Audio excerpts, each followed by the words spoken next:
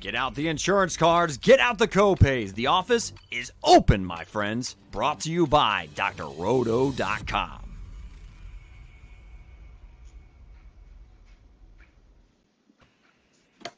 It's time once again for everybody to come aboard that Green Screens media train. Your eyes do not deceive you. This is one and done, coming to you live and better than ever after we have now closed out the 2022-2023 college basketball season. We're here tonight for a little portal talk. You know, there's only like 8 gazillion cats in the portal, maybe closer to 1,000. I am one for hyperbole, and if you watch our show, you know that. Like I said, this is one and done. I am Jay Heinrich. I'm the conductor of that aforementioned Green Screens Media Train. Follow me on Twitter at Dr. William Cannon. Follow the guy over here to my, left, right on the screen. Either way, I'm not good at directions, but he is at Fantasy Nav on them Twitter streets. The Baron of Bread himself, Mr. Eric Roma, back and forth, back, forth and forth, like Aaliyah. But we are going to start, as we normally do, with the captain of the Green Screens Media ship, El Capitan himself. He is MC Holland 34 on Twitter. Put the @ sign in front of it and hit him up with a follow. He is Money Mike Holland. What up, dog? What up? Man, it's great to be back. Feels like feels like we haven't done a show in forever, but I think you told me pre-show it's been only a week. So I'm excited. The season never really stops, right? Congrats to UCONN. We got to see them in the Sweet 16 and Elite 8, and there wasn't really a doubt, right? That they had the best overall team. So I'm excited to talk about the portal. Been building out this thing. You said 1,000. It's we're nearing 1,400 at this point, Division One. Last 2 years, it's been 1,700.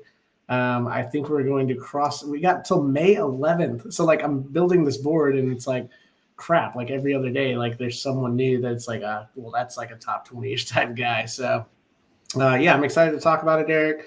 We got a lot of stuff planned this offseason, man. Not just the portal, but, doing some interviews with some coaches here coming up, man. So why don't you tell the peeps, what we got going on and tell them what your thoughts were on the season. Yeah, I mean, it was awesome to get a chance to see the eventual champion UConn Huskies play in person while we were out there in Vegas, a team that we all identified as one that if they got hot for a tournament run, they could make a lot of noise, and they did just that and then some. And I mean, you mentioned it off the top, right? Like we are technically in the off season, but college basketball never sleeps, right? So we are here talking about our top 20 players in the transfer portal thus far. And as soon as this week, we're going to start kicking off some coaching interviews. We're going to tour the West Coast, the best coast first. We're going to kick around the WCC as soon as this week, trying to get in as many coaches and programs from that conference. And then we're going to start working our way east. So took a little bit of a break. Feels like a long week to catch our breath, but we're right back in the saddle and we're pushing out content all off season long. Eric, how did you feel about, like you said, we saw UConn live and in person when we went down to Las Vegas for the West Regional. What are your thoughts on how the season wrapped up? We know UConn was basically the most dominant team over the last couple of months of the season, but was there anything else that stood out to you as the season came to a wrap? Yeah, I think the impact of the additional COVID year and COVID waiver really showed itself over the course of the tournament run, right? A lot of teams that were older than many NBA teams on average were still not only playing but making deep runs in the tournament. And I think that, having a team together for that extended amount of time, getting into rhythms, getting into the system, perfecting their roles in that system, I think it allows teams that are kind of off the radar to really string together a couple of wins and make a deep playoff run. We're obviously, at least I feel, going to see more of that in this season to come.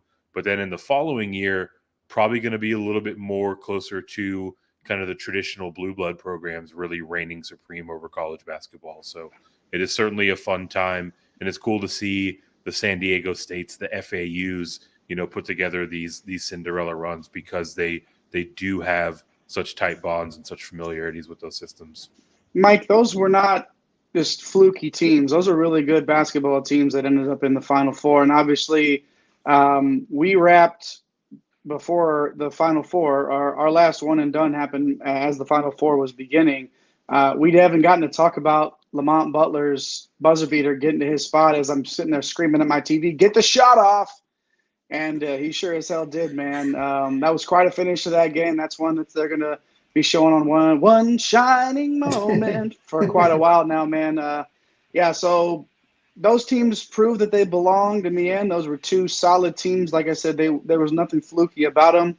Mm-hmm. Eric sort of hinted that in a couple of years we may return to more of that blue blood type of a status, those more well-known teams that making their way through this tournament. How do you feel like in the age of the COVID extra year, along with the transfer portal, how do you think that will affect some of these teams that, might be making these deeper runs now that as often aren't usually going to make those runs? Yeah, great point. I think this is the final year, if I'm not mistaken, that players can opt into a COVID year. So once this season expired, that commercial.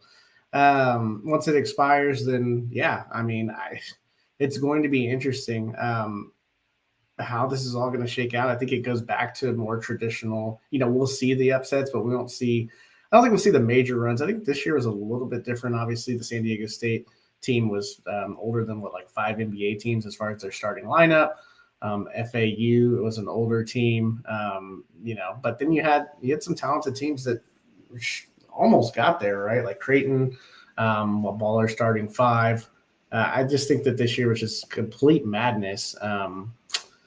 So a lot of different factors involved in it. I thought the selections this year by the committee, man, it was weird seeing Kansas go out west, having 17 quad 1 wins. They deserve to be in the Midwest. They got put out there in that. That was ridiculous, man. St. Mary's was the 5, TCU was the 6. Arkansas was your 8. It was absolutely out of control, insane. Brutal. So I think the committee, as far as creating havoc, actually had a pretty good hand in doing that. A shuffle up here or there, and you probably don't see, Houston having Miami and Texas in their bracket, 2 of the teams that have really, really good guard play, was not something that Houston, wanted to see. And so I think the committee just kind of created some havoc here. And then the officials, man, I hate to say it, I still have an issue with the Creighton call. We bring up the Brock Cunningham Miami deal. That was kind of a weird one. It seemed like the timeout that wasn't given to Memphis. Does FAU even get to the second round? So, there was just so many different factors that kind of played into this. But, yeah, I agree with Eric that, these are older teams and guys coming back for 50 years, right? So some of these mid-major programs were super strong with experience, and that kind of rang true in some of the biggest moments of the season. But, it's an exciting time. I'm ready for this coming year. We're going to have – it's crazy trying to follow these rosters. We're going to get the top 20. I think my board's up to 100. It was 175 until an hour ago when Musa Cisse, the big man from Oklahoma State, decided to jump in. And I left 25 spots available because we still got to go an entire month. So some of these guys closer to the end that we won't name yet might get bumped off as more guys into the portal. But there's been some surprises in the portal, man. So let's kind of kick it off from there, Jay. What were You mentioned the Cisse. That happened today, Sunday. If you're watching with us live, and I texted you when I saw it, and I was like, all right, so where's he fitting in? And you said I just put him in the 40s, mid 40s, or wherever it was. Yeah, and it's that quality of player is still finding their way into the portal right now. So this is obviously a very fluid board. But looking at I did want to say that we saw teams this year that found different ways to win. It was the year of the big man, obviously, and I think we're going to continue to see those big men stick around, get that NIL money, and play longer in college. But with Miami, we saw more guards than Shawshank, as the saying goes. And, there are multiple ways to still win in college basketball if it's your night. And I think we saw that. So college basketball, I think, is in as good a shape as it's been in a long time. I don't think that the quote-unquote non-blue bloods in the Final Four are any indication that the game is not in good hands. I actually think that quality of basketball means that it is in great hands, because those were two very worthy teams of being there. And, yeah, I'm excited to get into some of these coaching interviews like y'all were talking about and really start to relearn some of these rosters again, because there's going to be a lot of changes. So with that being said, let's jump into that. It is time for the top 20 transfer portal player reveal. Yeah, drum roll. We're going to start at number 20 and work our way all the way to el numero uno. We might give you some percentages when we're talking here about some of these players in terms of where they are projected to go, and those are projections from On3. So if you're looking for where those numbers are coming from, check out On3. Basically, a crystal ball prediction sort of a system website that they have going on there, and that's what we're basing those percentages off of, in addition to some of the things that we have heard as well. Mike, let's start with you. At number 20, big man in the SEC, looking for a new home. Might be sticking around in the SEC, but, also there's a lot of up in the air with this guy. Yeah, so we'll start with number 20, Olivier Nkamhoua, the power forward / center from Tennessee, 6'9", 235. Played really well in the tournament, was a difference maker for Tennessee, who started offense once Zakai Ziegler went out. He started all 36 games, averaged 11 points, 5 rebounds. Yeah, he's in the portal, going to play a 5th season. He's also, I believe, entered his name into the draft. So we'll see. Some of these guys have entered their names into the draft. But the thought here is that these guys are coming back. We may have one or two. That's kind of what happened last year, stick through. Jules Bernard was kind of a surprise from UCLA last year that he didn't come back. But, we may have one or two of these guys. But for the most part, these guys are kind of expected to come back. Not much you can find really as far as a leader here for Nkamhoua. Obviously, coming out of the Rick Barnes system, he's tough. Is a guy that probably has a little bit more offensive game that we just quite haven't seen yet, being in that system. So it'll be interesting to see how that plays out. There's some rumors that Kentucky's been in contact. Arizona is also interested. But we don't really have a known leader at this point. But you can guarantee a big man out of this system that has some range and can really do some things inside is going to be valued. So we have Olivier Nkamhoua starting out at number 20 for us. I'm going to go ahead and take number 19 here, guys, and go not the big guy, but a big shooter in Nicholas Timberlake out of Towson, the shooting guard, 6'4", 205-pound senior.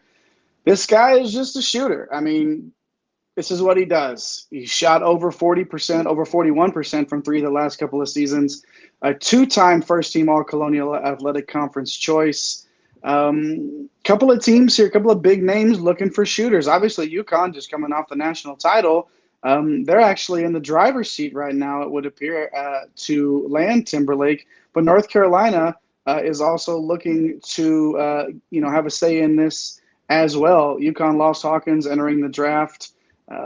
Gives them an instant spot there. And UNC struggled from three. We're going to talk about Caleb Love later and sort of when he came up in the portal, and we were talking about how he just needs an opportunity to go just shoot the ball and get as many shots, shoot up some threes and shoot his way out of slumps. Like Towson, is one of those schools, those lower, where you drop down a level in competition, but you get yours, right? I think, and that was sort of a joke that we made that maybe Timberlake and Love, they would just trade them, just swap them, North Carolina. And Timberlake's a lot closer to going to North Carolina than Love is to going to Towson. But, man, I mean, like I said, North Carolina really struggled from three last year, and it really cost them down the stretch. Timberlake would be a great fit for them. Just a pure shooter. Does a little bit, like our guy Eric likes to say, can chip and dip in a little bit elsewhere, and he can chip and he can dip, So you got to love that about him. But, yeah, just an all-around, just a pure scorer that UNC, in terms of percentage-wise, that percentage shooter, high percentage shooter, which is what you're going to get from Timberlake. And he's not afraid to take the ball to the 10 either. So really like whoever lands this guy, and it looks like it's just some big-time programs that are in the running for Timberlake. Eric, let's move on now to number 18. I know you're going to stick around a little bit in the guard category. Who do we have at number 18? Yeah, tons of guards up and down this list. And here in the first part of our top 20, number 18 for me is the shooting guard out of Temple, Khalif Battle, 6'5" senior, coming in at 175 pounds, the tail of the tape. Really solid year overall last year. Almost 18 points from per game, 3.5 rebounds per game, 35% from the field, and 90% from the charity stripe. So was really a solid scoring contributor overall. He's a true volume scorer. You know, I mentioned almost 18 points this year. Last year was up over 21 points per game there for the Owls, right? So he definitely feels like he is a predominant scorer. He's a bucket, and he's out there looking for a fresh start. Seemed like he got a little contentious with the staff throughout the course of this last season. Feels like he could fit in nicely somewhere and play almost like a Ricky Council type role. And at least according to On3, Arkansas has the inside track on landing Khalif Battle and plugging him into that Ricky Council role. So definitely a guy that can get you a bucket and feels like he would fit really nicely into that Musselman system. No doubt about it. Let's move on now just to our next two here, Mike. 17 and 16. Got a couple more guards here. Tell us about the next two guys in our countdown here, Mike. Got you on mute, man. Hey, I think that's the first time this season. Got him finally, man. Welcome. We've been waiting. 17, Tyler Perry. Not that you missed my joke initially, so that's weak. But yeah, it's another Tyler Perry joke. We've talked about him last year, so not the filmmaker, but the combo guard out of North Texas. Looks like he's going to stick around and play another year of some college ball. Averaged 17 points, over a steal a game. Shot 41% from three. As I was kind of ranking the board, 3-point shooting. We talked about it during the tournament. Usually we talk about, how free throw shooting is a key factor, but it felt like the 3-point ball this year was worth 4 points in most of these games, because I think it was one of the lowest 3-point shooting tournaments of all time. So as we have the graphic up here, Perry, there's not going to be any shortage of suitors here. It's kind of a 12-team priority that's been listed here. You got teams like Baylor, Wake Forest, Creighton, among others. So just a guy that can go out and get a bucket, can also, handle the ball. So run your offense as well. So we'll see how he does. Coming out of Conference USA, very tough conference, ranked 10th in KenPom. Florida Atlantic came out of that conference. UAB was another tough team. He was the player of the year in that conference. So it feels like his transition as he goes up to the high majors should be pretty easy for him. We'll see how his role evolves, though. He's probably not going to get the volume depending on where he goes. When you look at 16, Aaron Estrada, kind of a two-guard look here from Hofstra. He's 6'3", averaged 20 points per game, 5 rebounds and 4 assists. Right now, kind of a weird projection here. I don't really know how he fits in the system, but maybe more of a Marcus Carr type role for new head coach Chris Beard at Ole Miss. On3's projecting him at basically a lock. So we'll see if we get that commitment here pretty soon. There are other suitors involved like Kansas State, Temple, Texas Tech, Seton Hall, Cincinnati. He just took a visit to, I think, yesterday. So, Aaron Estrada, if you haven't seen him play, really nice player. Started off at St. Peter's. Yes, those St. Peter's. A few years ago, and then transferred to Oregon. Didn't really factor much, but then his last 2 years here at Hofstra, he's been a dynamite scorer and is someone that can also, grab some boards for a guard, and he's a really good playmaker. So Aaron Estrada at 16 is going to be someone that, we're going to be talking about, and if Ole Miss gets him, that's going to be a pretty good get for Chris Beard. If it wasn't a Medea joke for Tyler Perry, I didn't want to hear it anyway, so don't worry about that. Exactly. Thank you for the 1 million of you that made the joke about Jesus jumping into the transfer portal today. It never got old, I promise. But what I did take away from that is I made the comment that if Jesus did enter the transfer portal, that Chris Beard would probably get him to go to Ole Miss. he is just instantly going to work, and in spite of everything else around him, is not taking any time forming that roster. Yeah, man, that he's doing a nice job over there, regardless of what you think about him, and he's going to have to deal with that for the rest of his career until he starts winning Elite Eight games at Ole Miss, which will probably be in like 2 or 3 years. All right. Hey, it feels so good to be back. And if you're back with us, make sure you hop in that comment section. Let us know what you think about the portal in general. Tell us who some of the top guys are in your portal rankings. Let us know what you think about ours. And where would you think Jesus would commit to if he jumped in the portal? Just drop it in the comment. Just get in there. And if you haven't already and you're watching us, smash that like button, smash that subscribe button. Do your part in the Green Screens Media universe. We appreciate you. We hope you're with us throughout the offseason because we're going to be bringing that heat. Coach interviews, portal updates, reporter interviews from across the country. We're going to be bringing it to you. So hopefully you can be around to check all of that out while I adjust my camera. Okay. Mike, I'm going to come straight back to you here at number 15. Before we do that, though, I wanted to ask you quickly, we see a lot of these mid-major. You talked about the mid-major to high-major jumps. How often in the portal, in the history of the portal, have we seen someone go from a high major to a mid-major for the sake of, really benefiting themselves and getting those extra shot attempts? How often does that happen? And can you think of anybody that's been successful doing that? Yeah, man, I put out a tweet. Glad you mentioned it. There is a lot more success, and that's kind of factored into some of these rankings. Been really careful on some of these mid-major guys that have put up monster stats. Really looked at like the conference they were playing in, previous history, if they were at a high major beforehand and maybe transferred out and then coming back. We got a couple of guys on that list. Brandon Pajemski from Santa Clara is a guy that no one really talked about in the transfer portal last year, was nowhere near my board.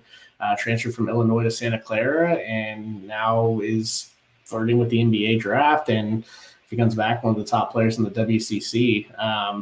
Raekwon Battle transferred from Washington to Montana State, got them into the tournament, averaging 17 points per game. You just see it time and time again. These guys that. Jason Jatobo today, actually, I believe he committed to Tennessee State or Tennessee Tech, one of the two, the backup big from Florida. He played a little bit in DFS, right? So coming from a high major program, if you're just not getting the minutes you spend down to one of these mid majors, I mean, he's going to be a featured player on that team. So you best believe he's probably going to put up some major stats there, man. So, just real careful. I really look at the kind of the pedigree and the percentages, right? So like you look at our number 15 guy here, Dalton Knecht from Northern Colorado. He's more of a wing, 6'6", can play a small ball forward, but he's really kind of a three-man wing here. Averaged 20 points per game, 7 rebounds, shot 38% from three, and he put on his highlight tape. He's pretty athletic, so I don't think the transition is going to be as tough for him. When you talk about like guys going from the mid majors, right? Like I looked back on it at my previous board, and some of the guys that had more success were the bigger guys. Seems like that kind of translated a little bit more, where some of the volume type shooting guards kind of struggled. So a little bit more careful on the list as we go through these. For Knecht, I mean, he's a guy that everyone's after, kind of in the contacting stage of we kind of seen as we've scoured around to get information on. Where he could potentially go. North Carolina's in the mix, Texas is in the mix, UCLA, Gonzaga, Kentucky, a bunch of schools. It's pretty easy when you pop on the tape that, he's a guy that, on the wing can be pretty productive at a high major program. So he's going to be a pretty good get. Some places are a little bit higher than this board. Some places are a little bit lower. And that's just what you're kind of going to get when you get these mid-major guys that average, 17 to 20 points per game. So that's why I said Tyler Perry, him being in North Texas and playing on a stronger conference, I feel like he's a good candidate to really, really make some noise as he moves up. But Dalton Knecht, just looking at his athleticism and this position that he plays, I feel like he's going to make a pretty strong jump as well. Yeah, Knecht really had his way with the Big Sky this year. It's just one of those things like, does it translate to the ACC or to the Big 12 or the SEC or any one of these conferences that that are in on him? Obviously, Gonzaga wants a word too. But yeah, it's interesting to think about that. The big sky is the big sky. It is what it is. But if you can get a contributor like that, and let's just say he comes down and, even if he drops down to 14-6, playing 28 minutes a night for North Carolina, like, you absolutely take that. So something to consider, obviously, moving forward. Eric, I'm going to move on to you now, number 14. There's a surprising number of former McDonald's All-Americans in this portal right now, and I know you're going to talk about one of them here at 14. Yeah, there's absolutely no shortage of them. The guys that were highly recruited and sought after coming into their college career. Seems like some of those conversations kind of kept going once they landed with their initial teams. For me, the player I'm going to talk about, number 14, J.J. Starling, the shooting guard from Notre Dame. 6 foot, 200 pounds. He's a sophomore. Honestly, didn't exactly play up to the level that we think he's capable of last year in his time with Notre Dame, right? Like you mentioned, Jay, he's a former 5-star. He's a McDonald's All-American. That rough year with Notre Dame, you can make an argument that there were some disagreements with Coach Mike Brey as to how he was going to be used on the court. Obviously, Mike Brey is gone from Notre Dame, but I guess it was a bridge too far for him to stick around. J.J. Starling has decided not only to enter the portal, but he's also headed back home. He has already selected his destination. He's headed to Syracuse. So he's going to be up there with Coach Autry for each of their first seasons. And, he's a player that should be able to, contribute a bit more on the scoring side than we saw last year. So a lot of upside with him, right? That 5-star ranking doesn't wash away in just 1 year. So hopefully we can see him break out with the Orangemen this season.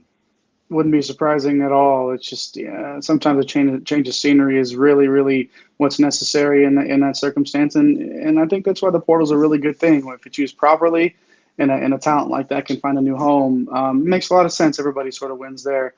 Mike, going to go to you for the next two here. Got a big man from Wyoming, and then a point guard that is following the coach of the program that he left the portal to enter the portal, I should say, left to enter the portal, and he has now followed his coach up north. So give us 13 and 12 on this countdown. Yeah, 13, Graham Ike from Wyoming. Was really excited to see what him and Hunter Maldonado could do.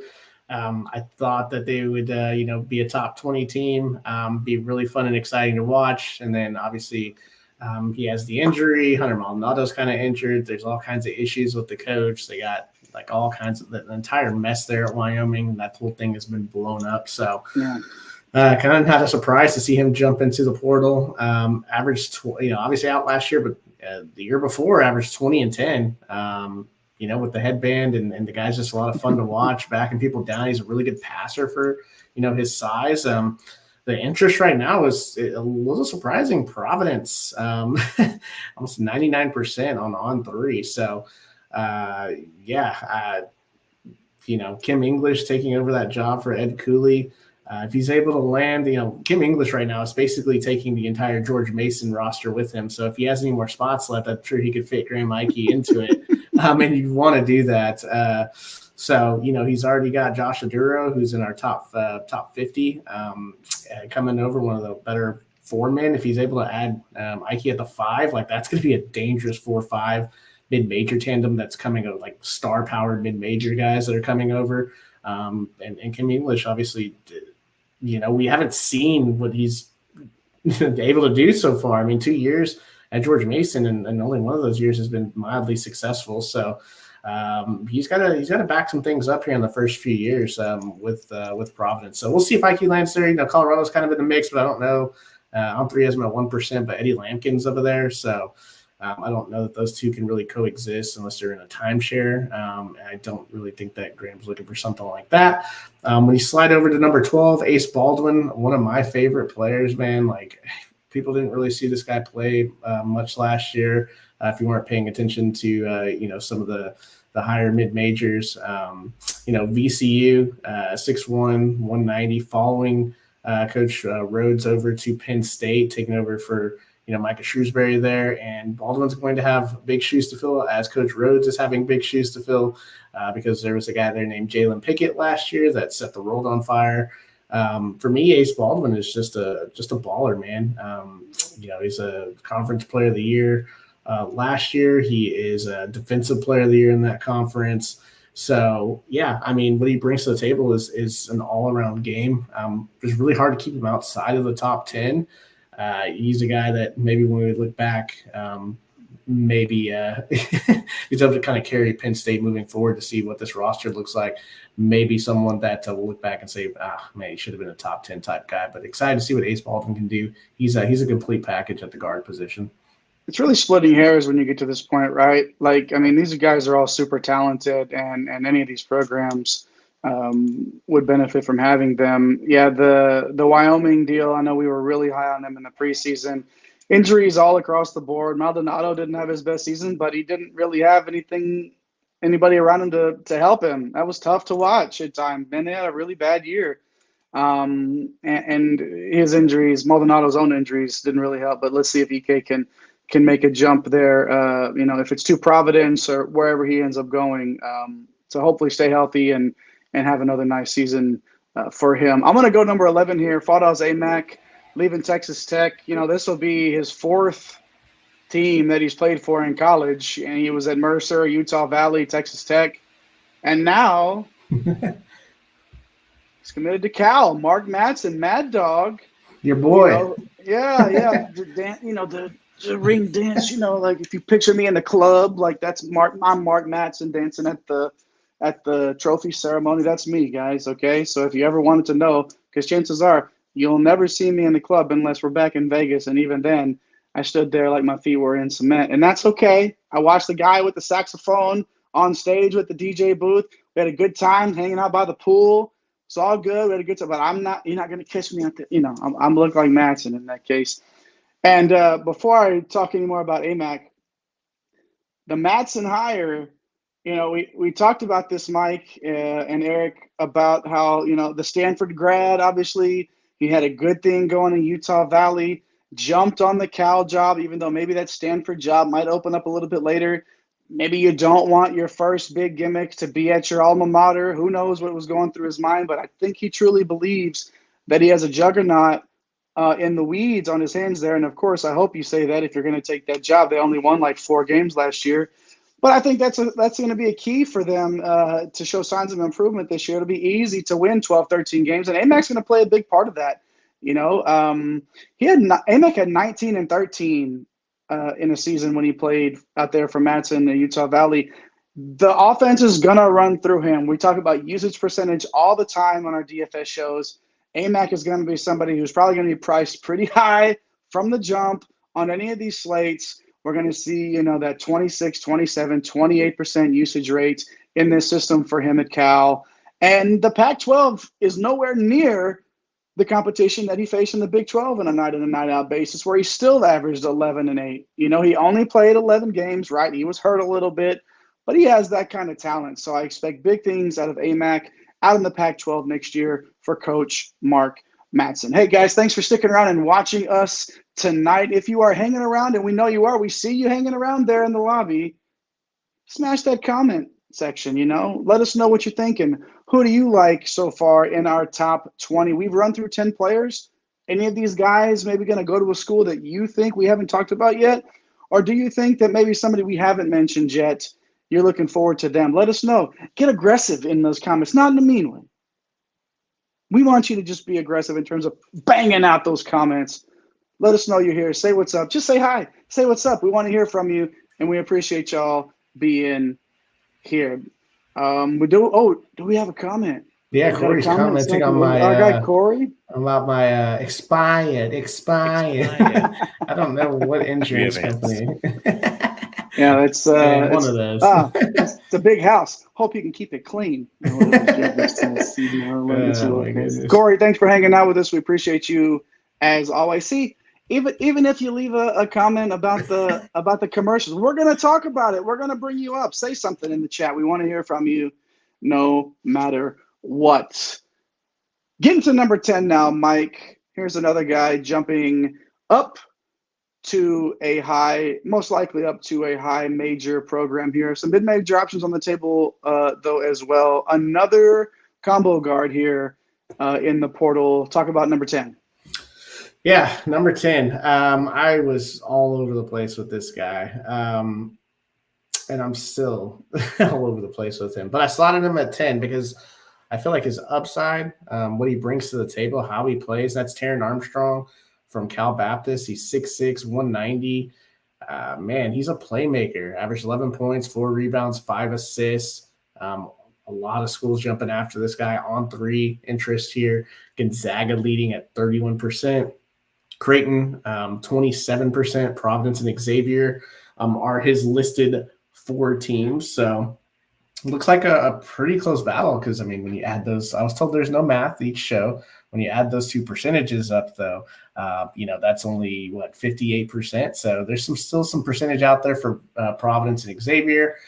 But, man, like you pop on the tape and this dude has a NBA-type ceiling. So had to rank him in the top 10. He's just such a pure playmaker, a lot of fun to watch. A lot of people haven't seen him play. Cal Baptist, I saw him on Twitter. They knew that Cal Baptist was a Division I program. So, we'll see how his goes. Be real interesting to kind of follow that. But yeah, Taran Armstrong slotting in at that 10 spot, taking that leap of faith, hoping that that NBA type talent really starts to shine as he moves up the ranks here. Eric, you've been on that guard train so far in this portal talk. Let's go to a big here, and not just any big, a 7-foot big out of leaving that Oregon Duck program. Tell us a little bit about Kel'el Ware and where it's looking like he's going to go. Yeah, so I'll break my guard trend, but I will not break my McDonald's All-American trend. Kel'el Ware, another 5-star recruit, another McDonald's All-American, the 7-footer, 210 pounds entering his sophomore year. Jay, you mentioned off the top, played his first season with the Oregon Ducks, and honestly didn't feel like he really fit that offense and that scheme too well, right? Oregon has a ton of bigs, and it felt like we saw Ware kind of get lost in the shuffle there, right? His minutes were not exactly where you were looking for them to be. It feels like a player of his caliber, of his stature, has the ability to have a bigger impact on the game than what we saw him do during his time with Oregon. And this is a player, especially towards the top of this list, that is, they've got a story that's kind of similar to ones that we've heard before, right? This is a guy that many people had as a projected lottery pick coming into his college career, and he kind of played his way out of it last season, right? So looking for that fresh start, trying to go out there and prove that he is in fact worthy of that lottery pick and can do more on the court than he showed last season. Right now, looks like Indiana has the inside track on 3, has them as the 95% favorite to land the services of Kel'el Ware, followed up by a wide margin, Alabama at 4%. So looks like he's down to those 2 schools, and Indiana has the inside track for another prolific big man for the Hoosiers. Does his weight worry you, Eric? Moving into the Big Ten, where 210 pounds banging around down low, is that a concern for you? Or does it make that big of a difference? Obviously, there's some big men in that conference that he'll have to contend with and bang around with. Obviously, Indiana has a hole to fill, but does his size concern you? Does he need to put on a little bit more weight? Just a sophomore. Do you see him doing that? I mean, to an extent, right? In the college game, right? We've seen plenty of slight big men still be very effective and very impactful, right? Your point is fair that the Big Ten tends to have a bit more of those kind of bruiser farm boy types down low, so might have a little difficulty banging around with those guys. I think in general, most people that are talking about Kel'el Ware as a prospect are going to ask him to put on a bit of weight. but that'll come in time, right? Like, the versatility of his game is such to where, even if he can't back down some of the biggest bigs in the conference, I do think that he'll still find a variety of ways to score, and eventually that weight will come on, right? You look at a lot of these guys that come into the NBA after one season in college, and they really bulk up in that second off season heading into their first year in the NBA. I think we're right around that time frame where we see a similar increase to body mass for Ware, and even if it takes him a little bit longer to bulk up a little bit, I do think that he'll still be effective wherever he lands. Well, and you talked about his versatility too. He could probably jump down and play the 4 too. Peyton Sparks should play the 5 if he ends up if he chooses Indiana. I think your point about his versatility is really, really good. He can move around. It didn't stop him from playing good. Blocking almost a shot and a half a game last year. He can get it done. It's not as big of a concern to me either. And these guys are still growing into their bodies at this point too. But yeah, his versatility is going to be key there, especially if he chooses Indiana, because they've got a spot for him at the 4. Mike, let's drop down again in size to a point guard from that mid-major area. 6'1", weighs 10 pounds less than the 7-foot Kel'el Ware, and had a really, really nice season for Delaware last season. Yeah, Jameer Nelson Jr. What do you say, Jay? It's kind of weird when you start seeing guys that we watched when we were growing up, their kids start to ball out. So there's so many of them. Yeah, so many of them, right? Jalen Nelson's coming back from New Mexico, so we get another season of that too. 20 points per game, man. I mean, what can you say? Just an awesome scorer, playmaker, averages almost 4 assists a game.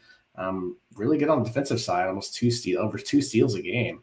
And got an early commitment here, Jamie Dixon, man, getting him to come to TCU.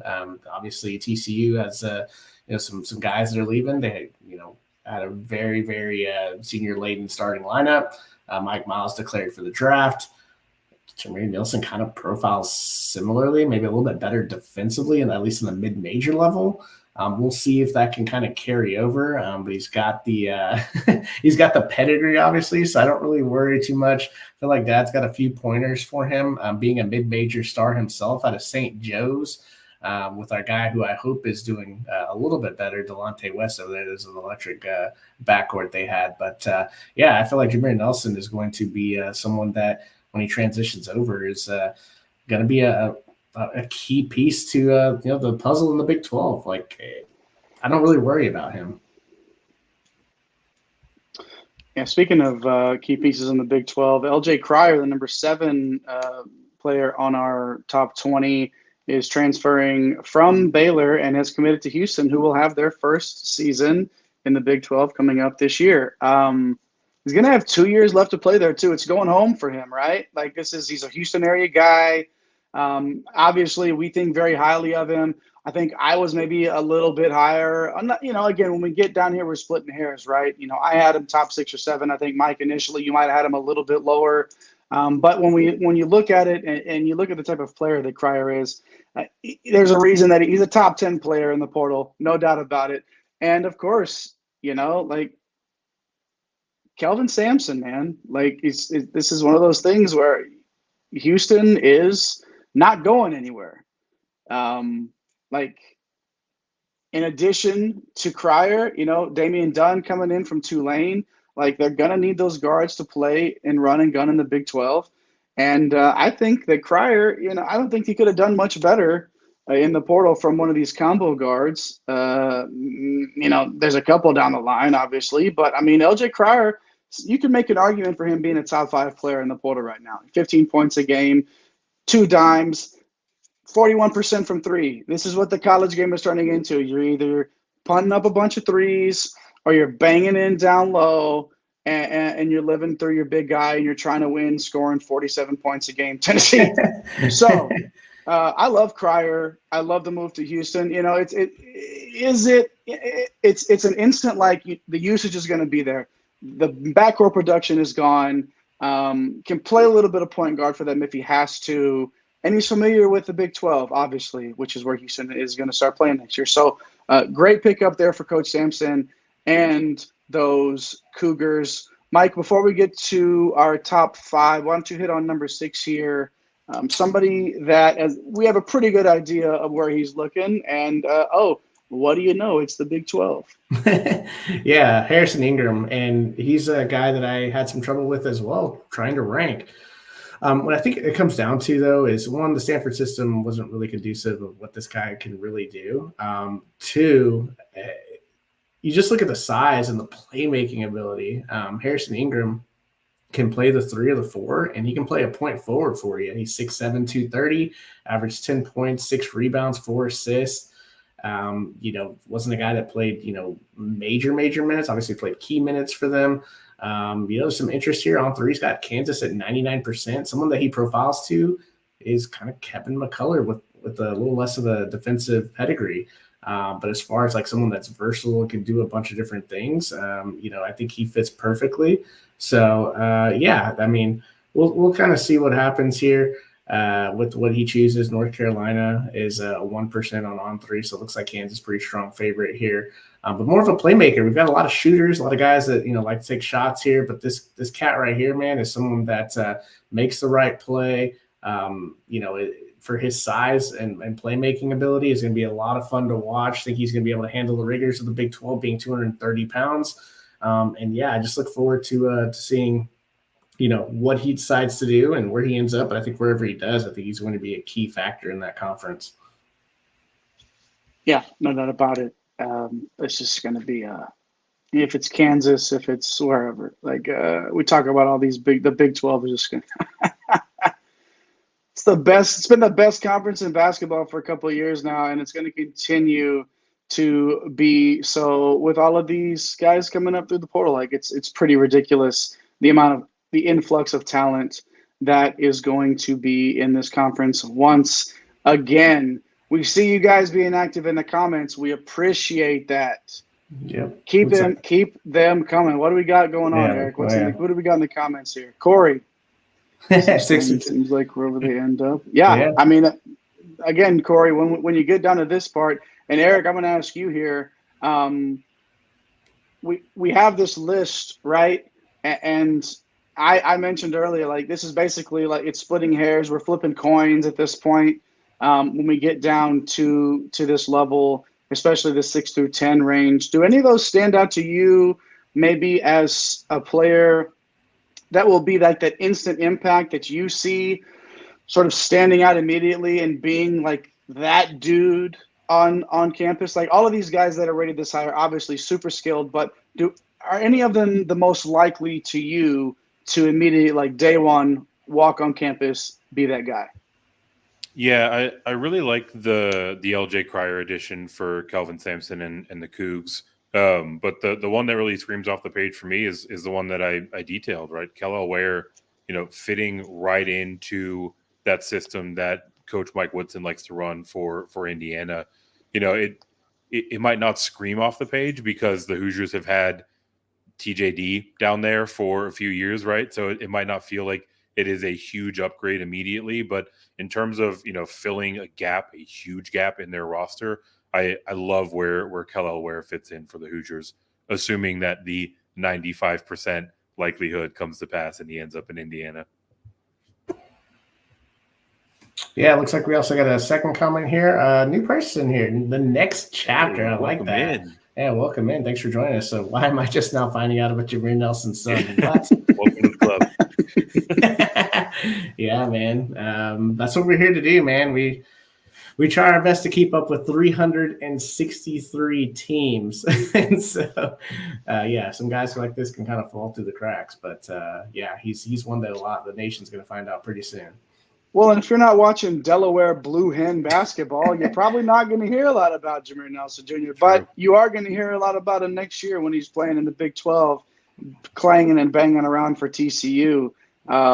We'll be talking a lot more about him, I imagine, on DFS shows go ahead, Mike. Just like we were with Austin Carr transferring the year before from Delaware. Yeah. They were a 1-2 combo at Delaware, and Austin Carr carved up a nice little niche there at Wake Forest. And we'll see. I'm excited to see what Jameer Nelson does at TCU, even though he might have played my horns a couple of times. Yeah, it tends to happen. Anyways, hey, the next chapter. Thanks for, hey, that's what we're talking about, man. A little interaction. Thanks for hanging out with us. Good to see you in the chat.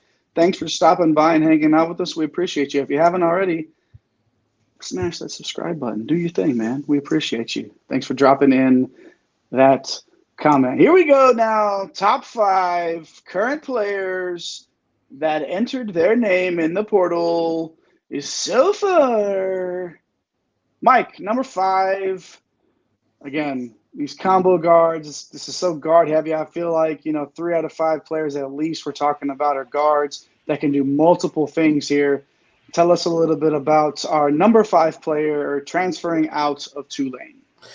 Yeah, going back to the original school that he committed to and played for is Jalen Cook, one of our favorites out of DFS, 6-footer.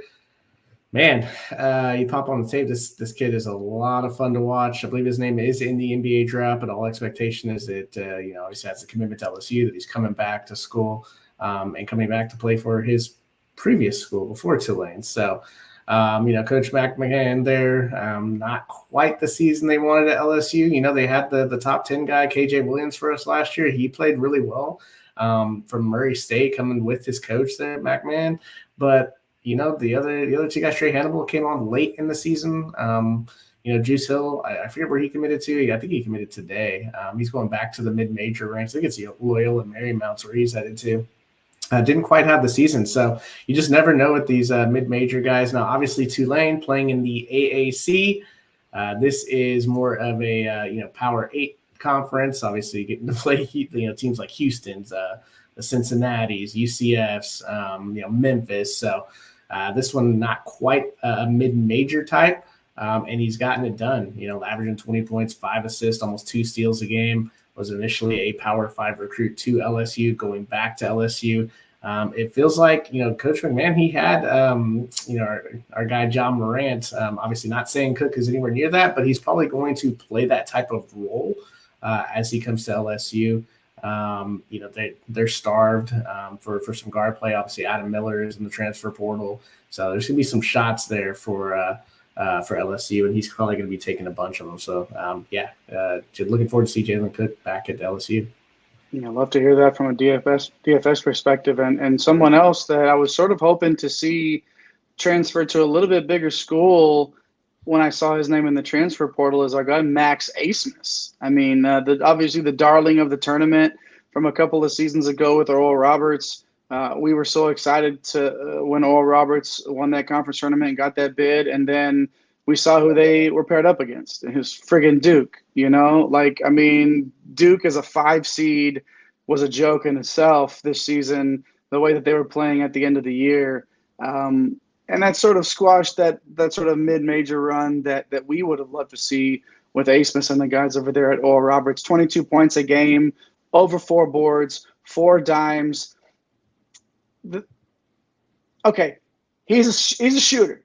He's a bucket getter.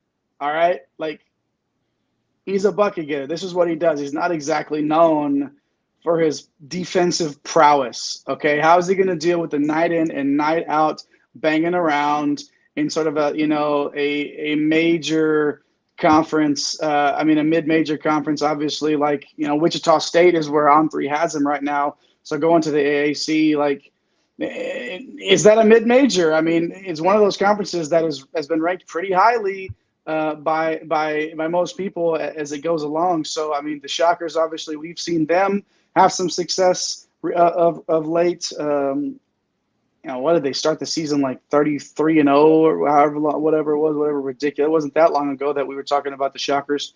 Abmas, again, he's a scorer, he's a bucket getter, but there's a lot of teams that could benefit from having a shooter of Abmas's caliber. And whether or not he's that dude, again, you don't need him to average 22 if you get him in the door. If he averages 15 on 42% shooting and can chip and dip here and there for you, he is one of those guys that can come in and instantly, if he's not your 1A, he could be your 1B as a scoring option for you, depending on the type of system that you're running. Obviously, yeah. Jay, what are your thoughts about if he goes to Wichita State and follows Paul Mills, who got the job? Are you Like, were you more interested in seeing him go to a Power 5, or I mean, I know that we just talked about Jalen Cook. Like, AAC is no joke, right? It's not like No, it's not. So I was definitely more interested in seeing him maybe go to a Power 5 school to see what he could do at that level. Maybe it's a comfort thing. Maybe it's just a thing where, obviously, like you said, former Oral Roberts coach Paul Mills going to Wichita State, is this just a thing where, he knows what he's going to get out of a head coach? Like, is that what he wants out of this? I think they would have, if he stays at Oral Roberts, and they still probably will, would have built a statue for this guy. On campus, maybe not exactly, but they still absolutely should. He's the only reason that we really have ever talked about Oral Roberts, to be honest with you. No offense, guys, but he's that dude. I was kind of disappointed to look at these projections and see he was obviously, AAC is not a slouch conference, but I would have rather seen what he could do, at more of that Power 5 level on a night in and night out basis. Speaking of that Power 5 level, Mr. Steal Your Girl himself, number 3 on our countdown, Eric, going from one blue blood to what some people might consider another, depending on who you're talking to, going to that Big Ten. Our guy Caleb Love, man. Yeah, look, if nothing else, Caleb Love teaches us a very important life lesson that no matter what's going on, you can always try to shoot your way out of it, right? And unfortunately for a player in a Hubert Davis system that is loaded from top to bottom, there's just not a whole lot of room for that kind of like ISO ball mentality, especially when those shots aren't falling through all the time, right? So Caleb Love he's in an interesting spot. 6'4" senior shooting guard, again transferring out of North Carolina. Last year, put up a little less than 17 points, a little less than 4 boards, and a little less than 3 assists per game. And just generally speaking, anytime the ball hit his hands, he was going to chuck it up. And like I mentioned before, didn't see a ton of those go through. So kind of a disappointing year overall, and really kind of a disappointing college career overall, right? Like, he came into the league, widely assumed to be a first round, if not a lottery draft pick. He was nearly a national champion with last year's run with that UNC team. And now seems like he's kind of lost his way a little bit. He is a player that has committed already. So he is heading over to the potential blue blood Michigan Wolverines, depending on who you ask. And I think it's an interesting fit, right? Like, he's obviously got his eye on the NBA and his career getting kicked off there. Juwan Howard runs an NBA type system, so he should be able to get him a little bit more acclimated to being an effective player and playing a considerable, but a role nonetheless in an NBA style offense. But also, you look at these Wolverines, Jet Howard's off to the NBA, Kobe Buffkin's off to the NBA. You can look up a little bit higher on this graphic. Hunter Dickinson is in the transfer portal. There's a lot of points that are going out the door for Michigan. So if nothing else, they secured a guy that can easily be their leading scorer and would be happy to play that kind of role. So I do think it's a pretty solid choice for him in terms of where he's heading to play his senior season. We should all be so fortunate to have our down year as averaging 16.7 points a game, almost 4 boards and 3 dimes, right? That's like when we talk about, guys that are getting Sheboy only averaging like 17 and 8 or 17 and 10. It's like, oh, what a down year. Love this year was Russell Westbrook without the auxiliary stats. Like, I mean, he was an issue. He was the issue at times, honestly, for North Carolina in more ways than one, whether he was shooting his shot off the court or he was shooting his shot on the court. It was really one of those things where allegedly it happened, and it did, but allegedly I think Love is going to greatly benefit from a change in scenery. Eric, do you think that, before I move on to our top 2, Eric, do you think that just a change of scenery can sometimes just do a guy good? Yeah, absolutely, right? Like, you kind of get into these rhythms and patterns that, are inherently disrupted whenever you make a big change like this. And like I mentioned, Michigan is hurting for scoring based on the guys they saw head out the door. So he should be able to, step into a situation where the things that, at least one of the things that he was, kind of frowned on for, for contributing to the Tar Heels are now the things that will be embraced by his team, presumably, with his new role in Michigan. Totally agree, man. Like they're going to expect him to play a little bit more ISO ball down there, Mike. And I just think that this is his mindset's going to be in the right place for the type of player that he is. And Juwan Howard probably called him and said, "All right, this is your squad. If you come here, we will run through you. You're that dude. Come up here and get it done and average 20 points a game in a Power 5 conference."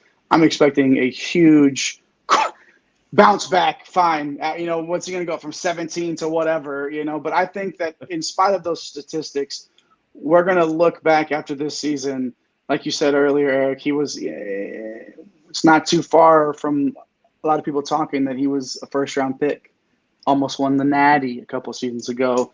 I'm expecting huge stuff from Caleb Love in that Michigan system in the upcoming season.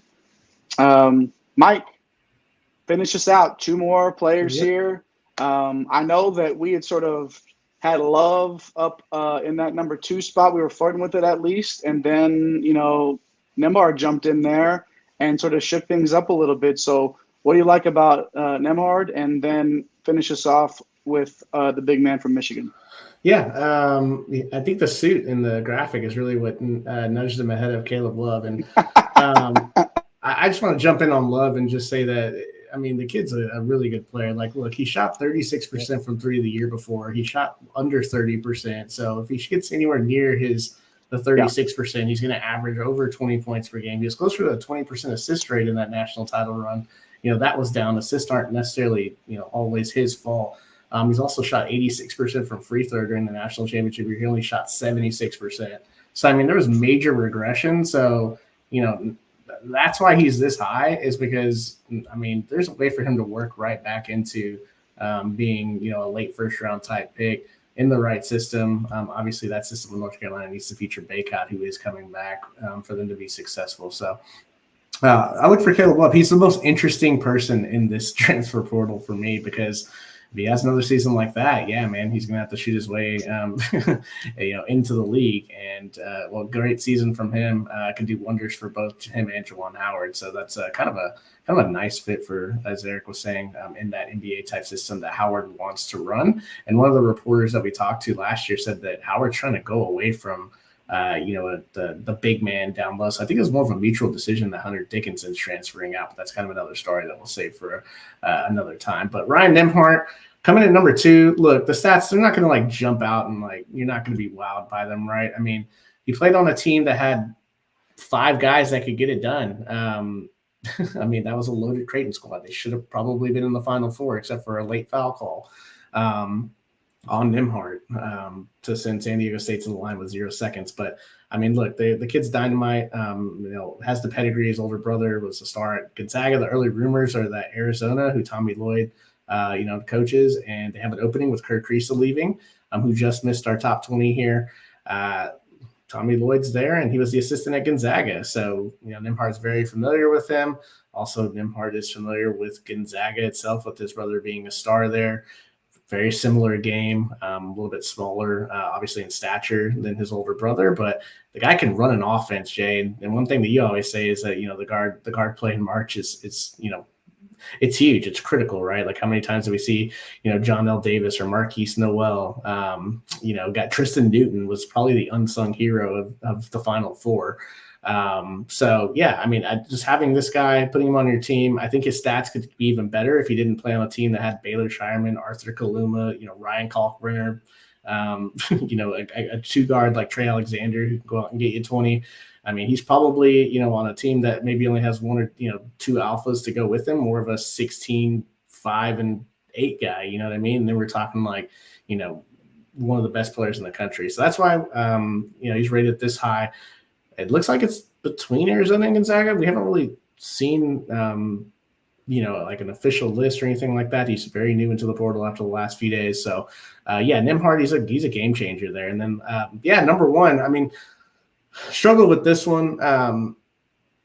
He is a big man. He's going to get his stats. Like, he does impact the game. He's okay defensively. I think that's where I struggle to keep him at the number one spot. But it's Hunter Dickinson. He's 6'10". You play through him. He showed the ability to knock down threes, which really stretches his game out and makes him a nightmare for opposing defenses. It's just a question of whether or not he can anchor the middle of your defense.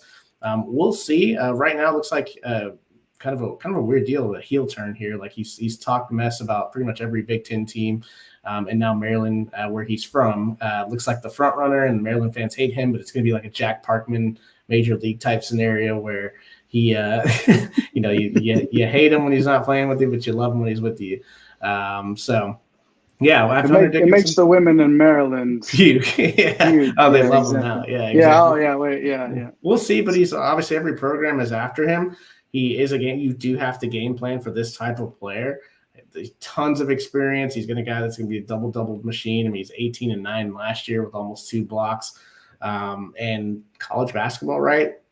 Big men kind of still reign supreme. We saw that with Sanogo and Klingon, right? Like, I mean, nobody could stop those two guys. So, yeah, we have to slot Hunter Dickinson in here. But you talk about it, Jay and Eric. I mean, it's a lot interchangeable, right? Like, we'll look back at the top 10 we had last year. We had guys like, Nigel Pack, Baylor Shireman was there. Kendrick Davis was our number one player. But then we had some guys like Malachi Smith, who we thought should have played a little bit more. Isaiah Mosley, who kind of fell off the radar from Missouri. It looks like we got a final comment in here as we close up shop and get our final thoughts here. And that is from our guy, Corey. So with all these transfers, do players just call their alma maters the school where they have the better season with? Absolutely. Probably, yeah. Yeah, it's like Fardaws Aimaq. Yeah, I mean, it's like who's Wade Boggs going to go into the Hall of Fame? He wanted to wear the Rays hat, and that was, he shouldn't have. But I mean, that's a great question, Corey, and I think that when you play for 4 schools, it's you just tell them whatever you want. You're Fardaws Aimaq. Who cares? Like, you're a great player. Just tell them, obviously, who cares? Say whatever you want, and they have to go with it, right? Like, it's probably the last school you played for, I would imagine. Who did you play for? Well, I was at so. So, anyways, good question, Corey. Biggs, going to come to you. Any final thoughts on the night? Yeah, it's kind of crazy to think that we're on pace to probably rocket past the 1,700 or so kids that were in the portal last year. We're already at an insane total with several weeks to go, and it makes things kind of difficult on our end, right? To try to catalog all these players and to come up with these rankings and determine where we think they fit best. But ultimately, I think this type of player mobility has led to some of these interesting deeper tournament runs that we saw as recently as last year, right? Like guys can not only choose where they want to be, but they can also kind of handpick where they fit best, where they can have the biggest impact. So we're definitely going to be covering this portal top to bottom, right? We went through our top 20 tonight, but Mike is doing 150, 175, 200, 500, some very 750 of the top portal players, so that you can keep track of all of the big names that are going to have a new home next year. Mike, any final thoughts on our top 20, and then maybe you want to tease something we might have coming up on Wednesday?